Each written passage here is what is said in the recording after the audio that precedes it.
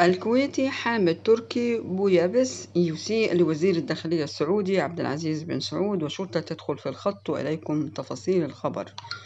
نشر المغرد الكويتي حامد تركي بويابس السبت تغريدة عبر حسابه الرسمي بتويتر، وتطاول فيها على وزير الداخلية السعودي، وكتب بحسب نص تغريدته التي أرفقها بمقطع فيديو يظهر تهريب مواد تموينية كويتية إلى السعودية.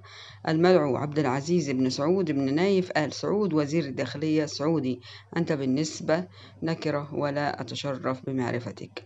وتابع هجومه على الوزير السعودي الذي أعرفه يقينا أن مرتزقة من موظفي جمارك وطنك يتاجرون بقوة شعب الكويت عبر تهريب رخيص. اتفضل شاهد معي كيف يتم السماح لتهريب كل هذا القبح الرخيص لنعم الكويت عليكم.